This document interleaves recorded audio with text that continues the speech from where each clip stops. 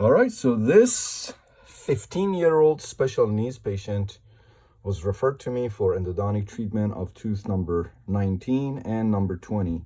As you can see, large decay approximating the pulp here, and on number 20, the same.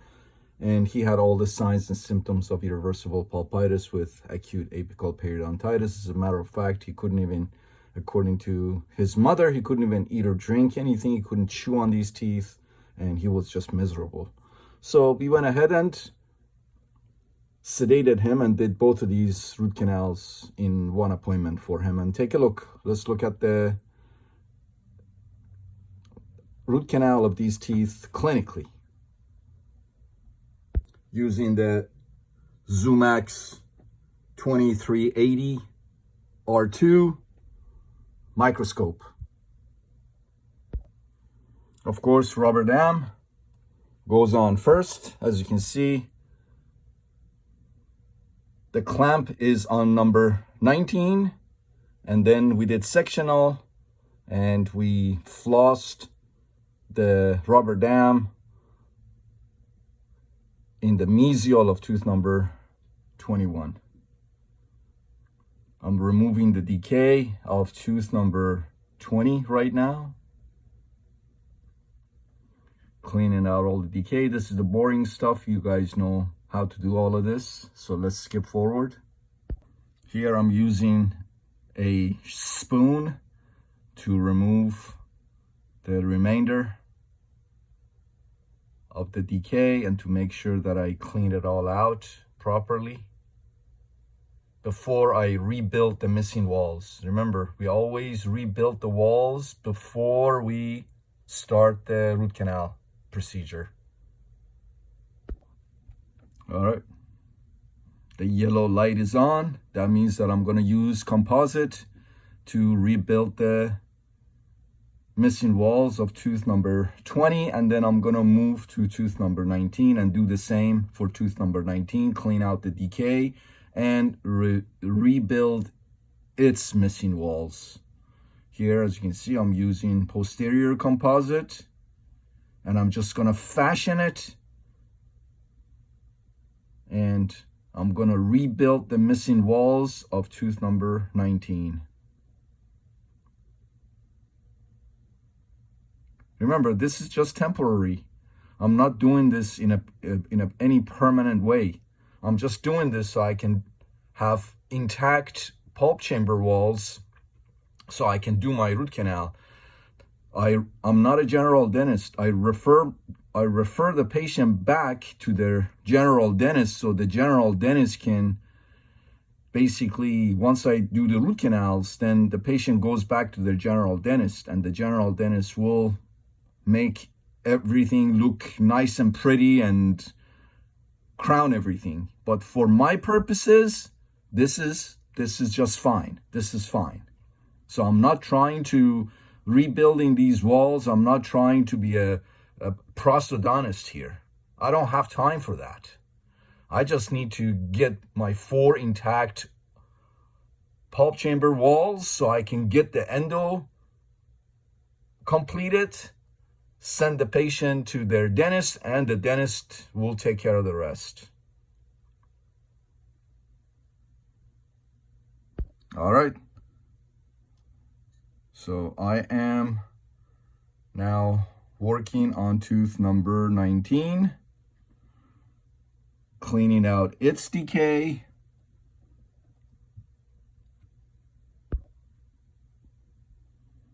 And that's tooth number 19, as you can see.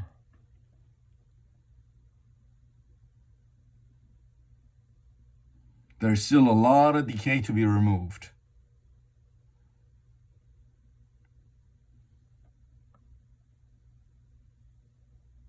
Yep, right there. There's decay right there. All right. Okay, so let's clean out all this decay. Again, this is the part that you guys know.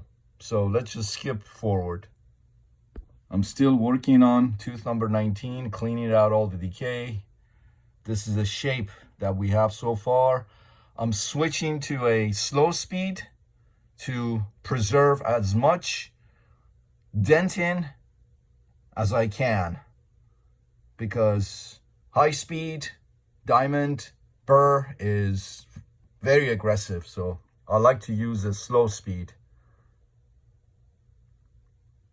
All right, here I'm rebuilding the missing walls of tooth number 19. And here is what we have. Number 20 looks like that. And number 19. All right, so let's open up tooth number 20 and start the root canal procedure. I'm gonna clean up all of this, you'll see. Once I'm done with the endo, I'm gonna clean this all up and make it look nice. I don't want any sharp edges bothering and cutting the patient's tongue. Although the patient is referred back to their dentist quickly and right away, but for those few days that the patient is waiting to be seen by his dentist, I don't want him to suffer. So I'm gonna clean this all out, you'll see, and smooth everything at the end of the root canal procedure. All right, so endo access is made into tooth number 20. You can see my inside of the pulp chamber now. I'm inside of the canal now. And I'm telling my assistant, please remind me to clean all of this out. I showed my assistant, I showed her with the Endo Explorer. All right, so now that I got into number 20, let's access number 19 endodontically, make our endo access into tooth number 19. Again, I'm doing all of this under, as you can see, surgical operating microscope, the Zumax, with the integrated 4K camera.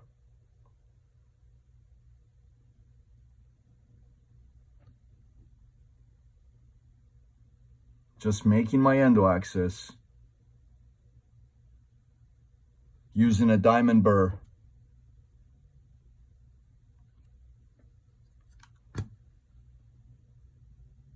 Let's fast forward here. Here my assistant is cleaning, making sure everything is nice and clean. And I switch to ultrasonics here. And you can see I am unroofing the pulp chamber of tooth number 19 with ultrasonics. And my ultrasonics is the Ultramin Pro ultrasonic unit made by 8 Teeth. It's a great ultrasonic device.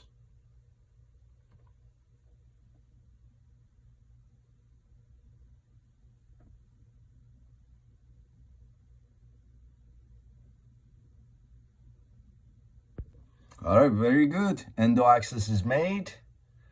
And here I'm using a spoon excavator to remove the pulp tissue, the bulk of the pulp tissue. I don't want this pulp tissue to block me. I'm not gonna put a file in the canals with all of this pulp tissue in the pulp chamber. That's recipe for disaster. I'll be blocking myself with pulp tissue that turns into leather. So cleaning out the bulk of the pulp tissue from the pulp chamber.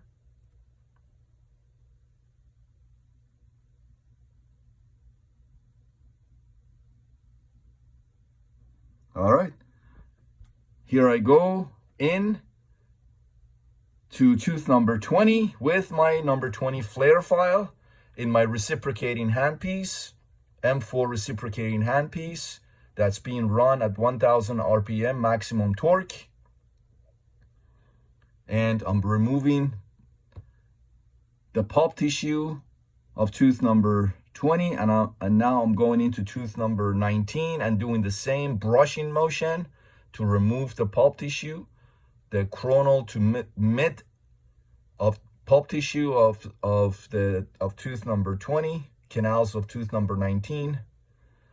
Up and down, very carefully, brushing motion to pull out the pulp tissue while the handpiece reciprocates. And you see, I have no hypo in the pulp chamber yet. And I don't have RC prep or anything like that either. I like to say I'm using the juices of the pulp tissue itself for lubrication. I just went into the distal canal of tooth number 19, and you can see there's a large piece of pulp tissue still there. There you go. Yep. And it came out.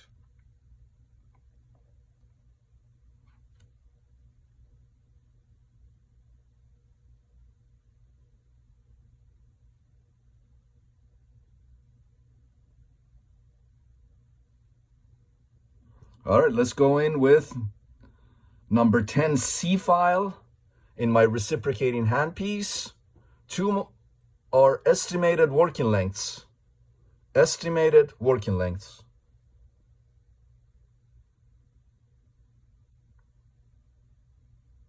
And here we have hypo now. Now that I see that I have a very good path to my estimated working length, now I'm using my 6% hypo. 6% hypo. Number 20. All right, very nice. Just removing as much of the pulp tissue bits and pieces as possible. Now into tooth number 19, doing the same thing.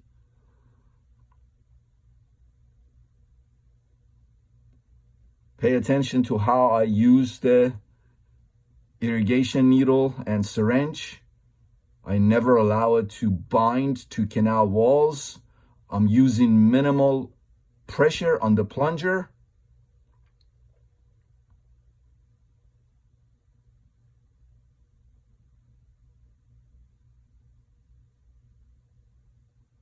And my assistant, as you can see, is suctioning for me. Just cleaning everything all out. Nice. Very nice. I don't want any blood or pulp tissue remnants on the walls. I want to make sure everything is nice and clean.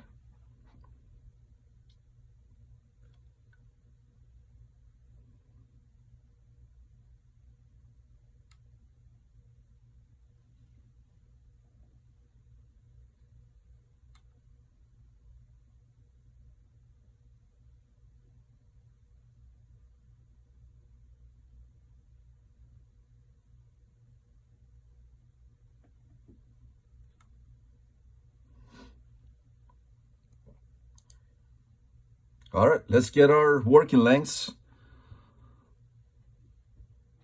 Find apex locator by 8 teeth. It's a great apex locator. I really like it. And we're getting our working lengths for both teeth.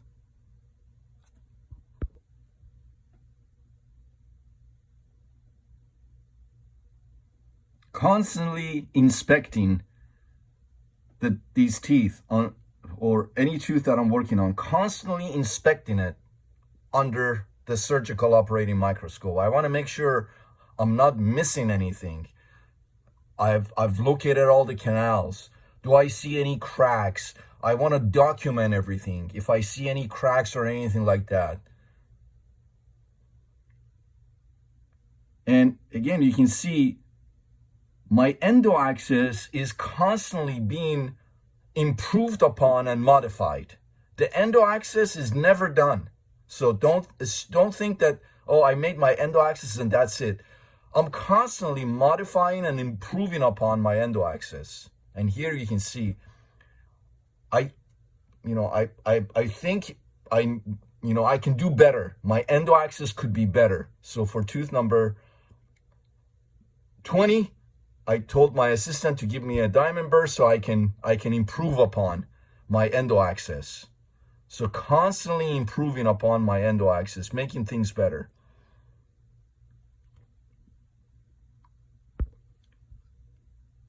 All right, so, and I also located a little bit of decay on tooth number 20 also. Distal of tooth number 20, a little bit of decay. So I'm cleaning all that decay out as well. So as you can see, constantly looking, checking under high magnification of the microscope, making things better, improving things. Here you can see that I'm removing the sharp edges, making everything look nice and smooth.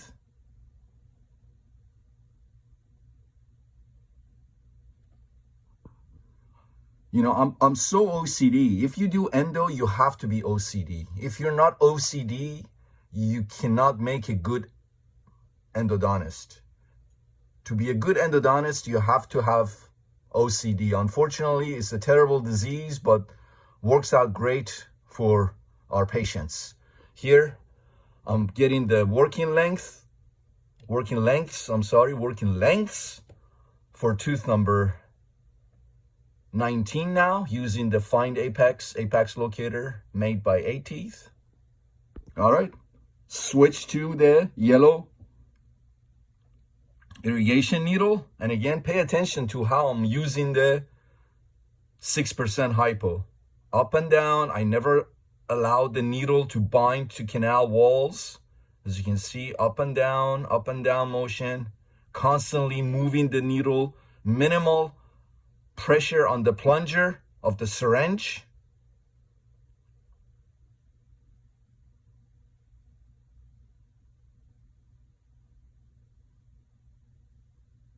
All right, let's go to our now exact working lengths of tooth number 19. Look how I'm using the C file, number 10 C file in my reciprocating handpiece, up and down, brushing motion away from the danger zones.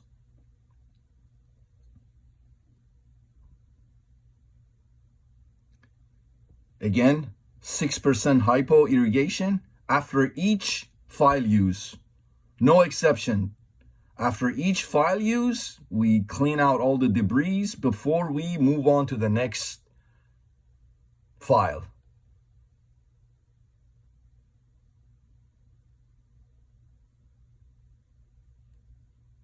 Copious, as you can see, copious amounts of 6% hypo is being used.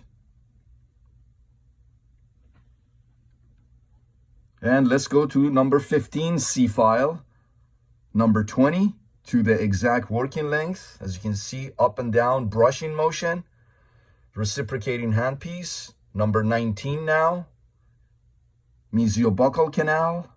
There you go, to our exact working length. Mesiolingual now. There he goes, perfect. Up and down, activating, sonically activating the hypo as I'm instrumenting and shaping these canals. And the distals, doing the same thing with number 15 C file in my reciprocating handpiece. Again, irrigation after each file with 6% sodium hypochlorite. And again, pay attention to how I'm using it. Up and down motion, never allowing the needle to bind. Constantly moving the needle up and down. Minimal pressure on the plunger.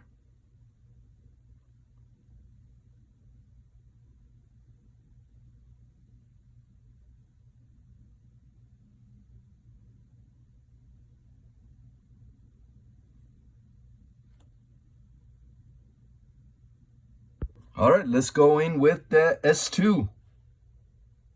S2 in the E-Flex S series of NiTi files, rotary NiTi files made by A-Teeth. These are great files. I just don't like the S1. The apical few millimeters of the S1 is way too thin and they break very easily. So I just switch.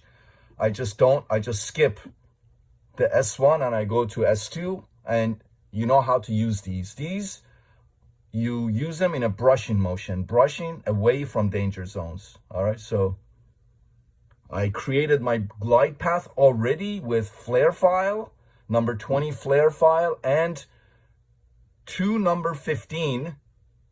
So I got a very good glide path, and now you can see how I'm using the S2 file in a brushing motion, not putting too much force and pressure on it, just letting it go where it wants to go. But again, as you can see, I'm doing it in a brushing motion. Up and down, brushing with it, up and down, while the canals and pulp chamber are filled with 6% hypo. You saw how much debris I got on the file.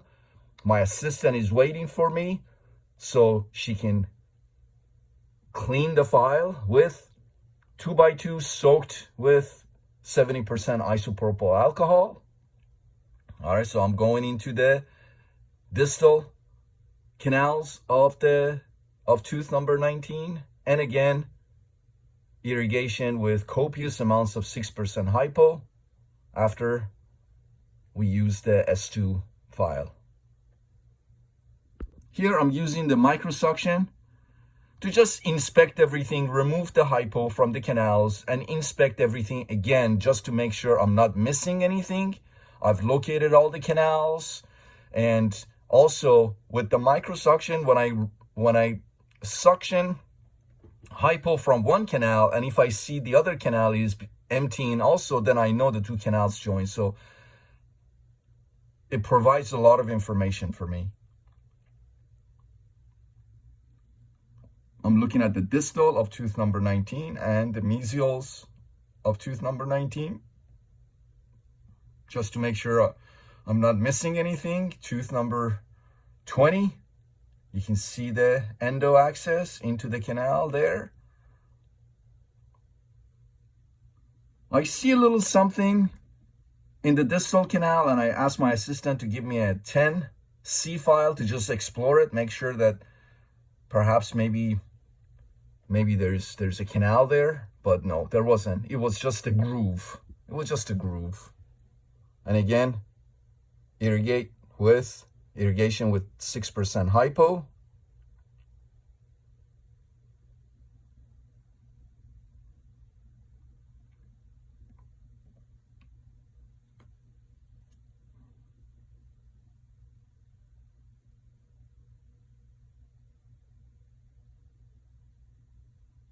Just pay attention to how I'm using the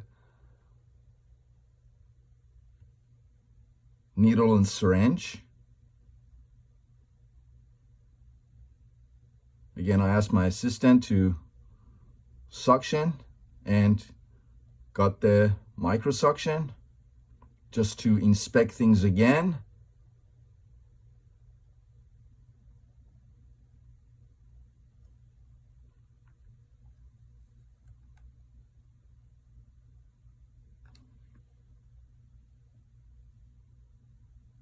Went to higher magnification again, just to make sure I'm not missing anything. I'm not missing any canals or anything like that, any anatomy. I got everything. You can see that I troughed for a middle mesial canal. Wasn't there.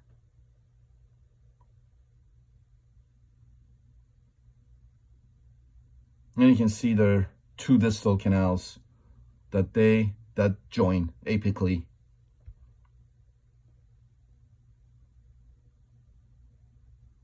Let's irrigate again. Constant irrigation, as you can see. All right, time to cone fit. Number 25. 5%. Got a percha cone to cone fit.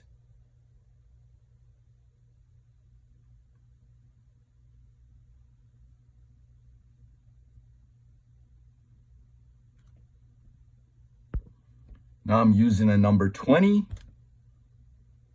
for the mesial canals of tooth number 19, cone fitting it.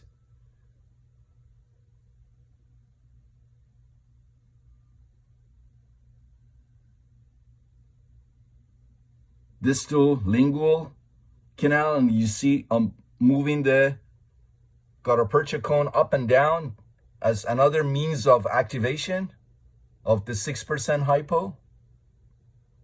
Final irrigation with 70% isopropyl alcohol. Now that we've cone fitted everything, we got all our master gutta-percha cones ready to go.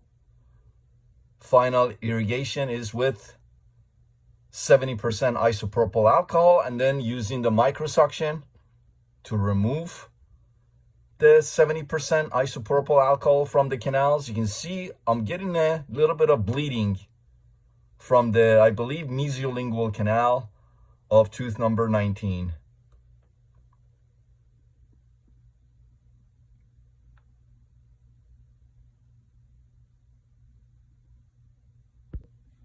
All right, so take a look.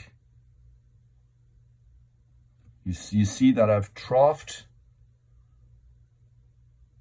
between the mesial canals of tooth number 19, but that bleeding kind of made me think that maybe I should trough a little bit more. Maybe there's still a little bit of pulp tissue that remains between these two canals. Maybe there's some kind of a groove or something like that that's holding pulp tissue that's bleeding into my mesiobuccal canal. And you can see from the top, you saw that there was a little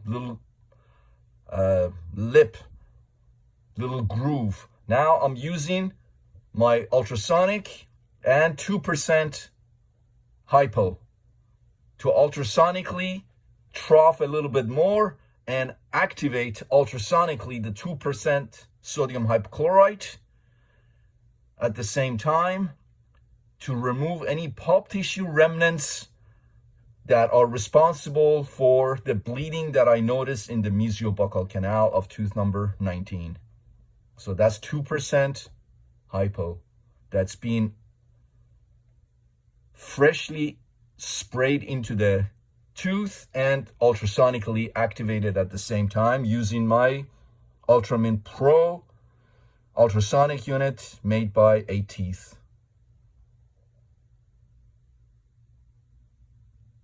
You see how OCD you have to be? Extremely OCD. All right, let's use the microsuction, remove the hypo. And again, I'm trying to inspect and see if I found everything. As you can see, I've gotten pretty deep, trying to look for a middle mesial canal perhaps. Nothing there. Again, back in with my ultrasonic unit and 2% sodium hypochlorite that being sprayed into the canal while I am ultrasonically activating it.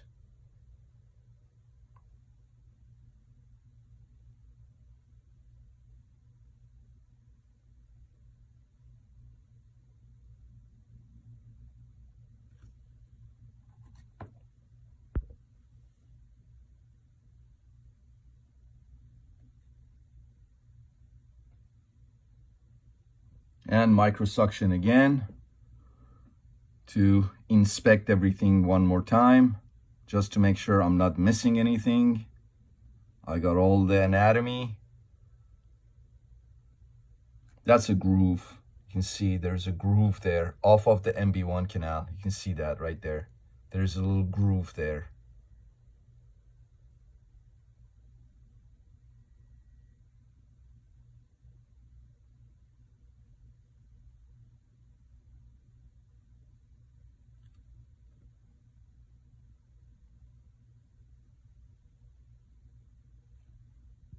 Now I'm gonna try to see if I can put a file inside of that groove. Can I put a file in that groove? Can I open that file up? Number 15C file. I just asked my assistant to fill the pulp chamber. Can I put a file inside of that groove and just instrument that groove? Is it possible for me to do that? Let's see. Am I inside of that groove?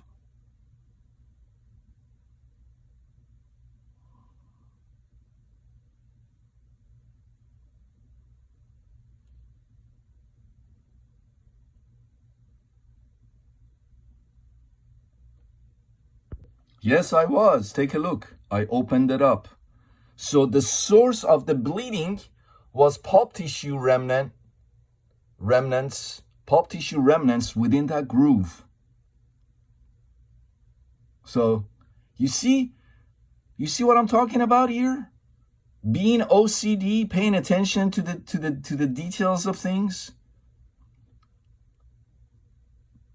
investigating things.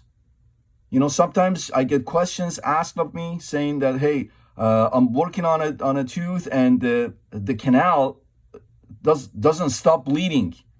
This could be one reason the canal doesn't stop bleeding. There could be some kind of a groove, and you could have some pulp tissue within that groove that bleeds into the main canal. And that was the case for us here. And that's why it's so important to know what you're doing. People think root canals are easy. Root canals aren't easy. The ones that you think are easy are the ones that you're not doing properly. So you could be missing a lot of this.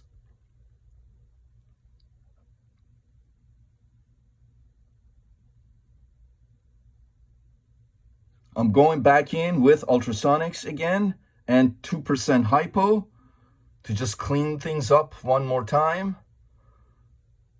Just paying attention to the details under high magnification of the surgical operating microscope.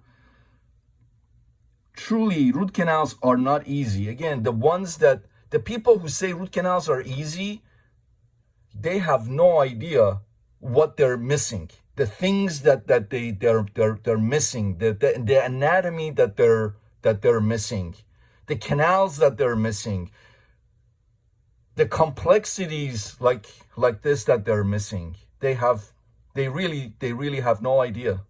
That's why they think root canals are easy. Root canals aren't easy. If you want to do them properly, requires a lot of paying attention to the details. And now take a look. The bleeding stopped. Bleeding no more.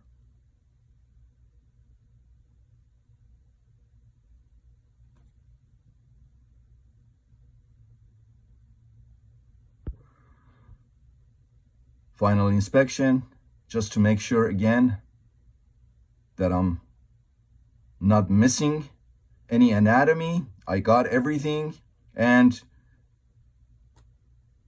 there you go. Sterile paper points go in to further dry the canals. This is behind the scenes for you guys.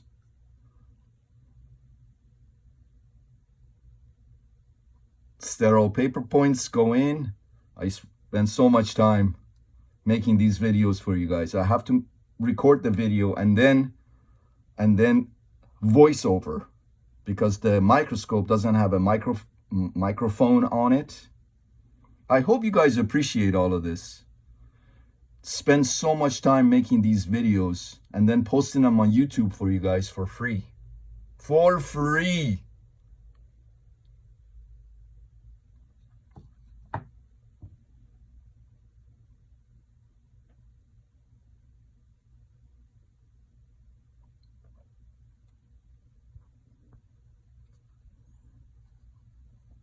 All right, I'm still drying with sterile paper points.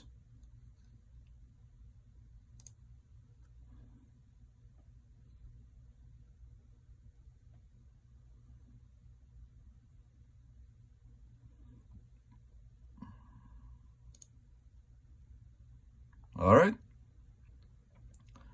Master gutta-percha cones go in, dipped in AH Plus sealer.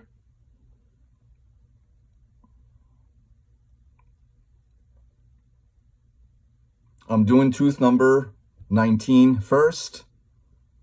Master gutta-percha cones go in.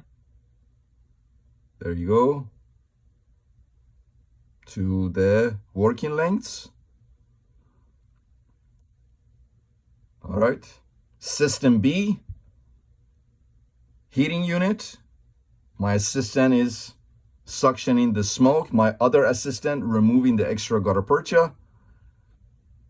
Number 2, Buchanan night eye plugger, Buchanan plugger to condense the gutta percha apically. As you can see, I'm condensing it and holding the pressure on the molten gutta percha, thermoplasticized gutta percha, to not allow it to expand coronally. It can only expand laterally when I put a apical pressure on it. That's how you fill the lateral complexities, lateral canals. But first, you need to have irrigated them clean with 6% sodium hypochlorite. If there is still pulp tissue in them, you can't fill them really three-dimensionally with gutta percha and sealer. All right, there goes the distal buccal canal of tooth number 19.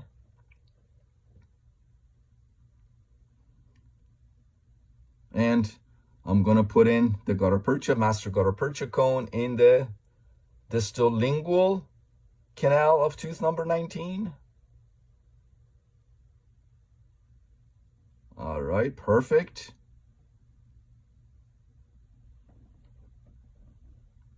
System B again.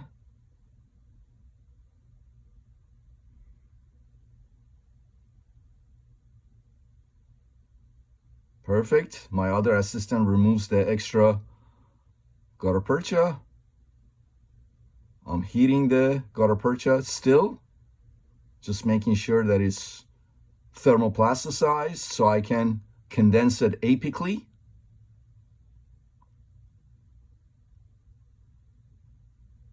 See, pressure, hold the pressure. Pressure and then hold for just a couple of seconds.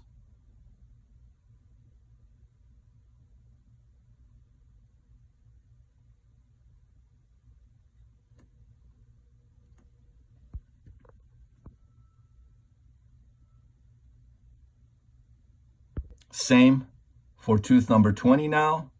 Master gutta percha cone goes in. And system B to cut it.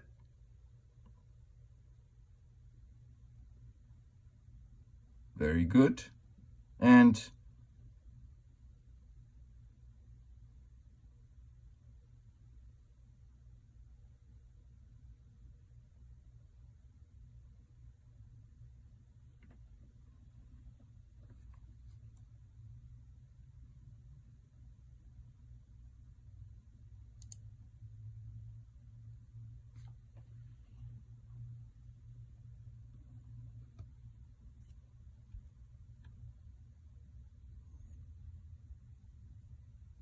see, I see a little gap.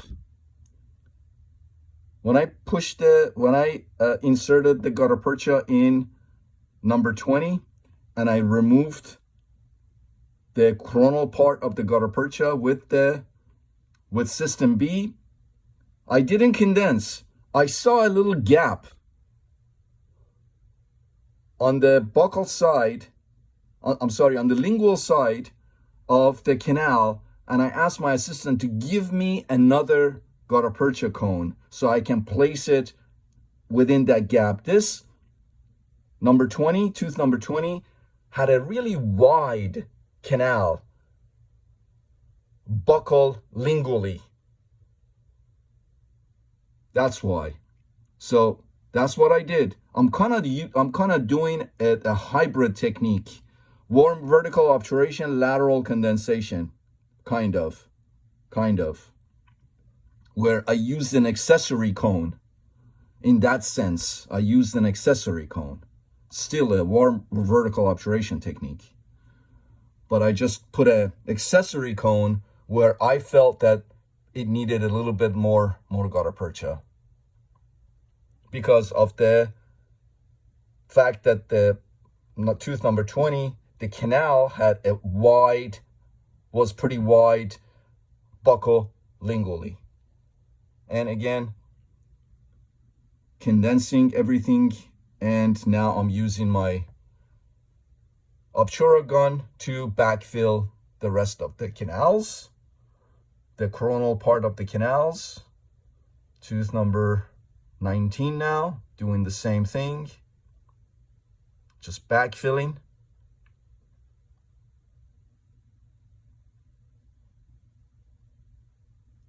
Now doing the distal buccal of canal of tooth number 19, and then distal lingual canal, and then I'm going to condense again. It's just, you know, the rest is pretty straightforward.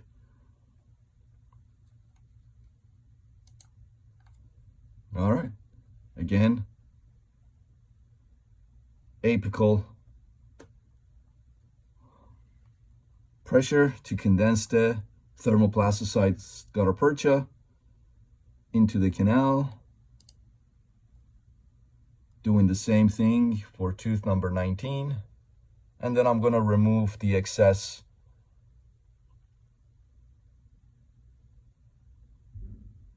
gutta percha. There you go.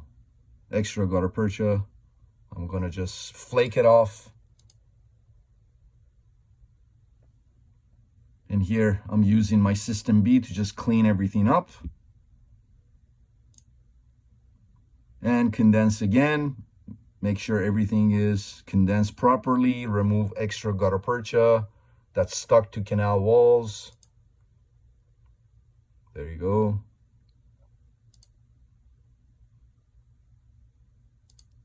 It's cleanup time now.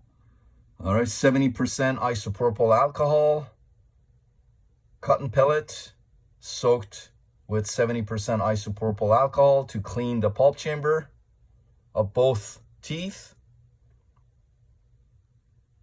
Then dry. Sterile sponge goes in. And cavet is next. Cavet number 20, and then cavet number 19.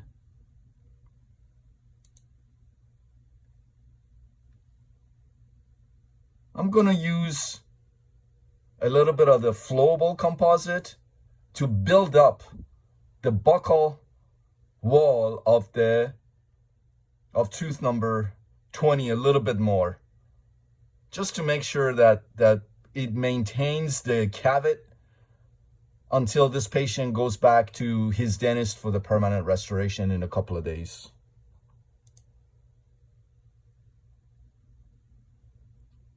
Cleanup time now.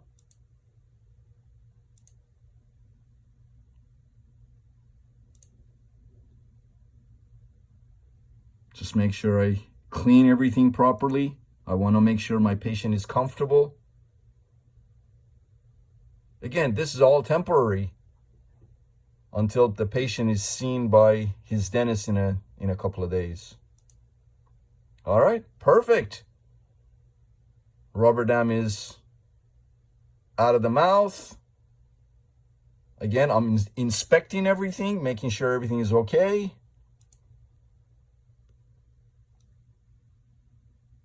Removing the bite block, and the girls will be taking radiographs. Let's go look at the post-op radiographs of the endodontic treatment of these two teeth.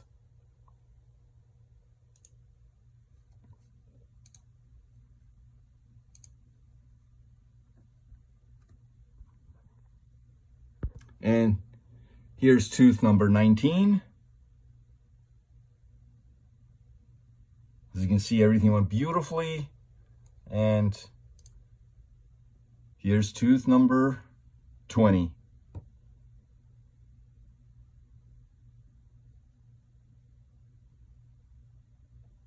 Hope these videos, you find them helpful.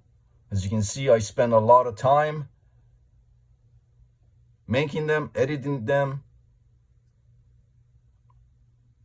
putting a voice over them, and then posting them. So I appreciate it if you share them, like them, subscribe, and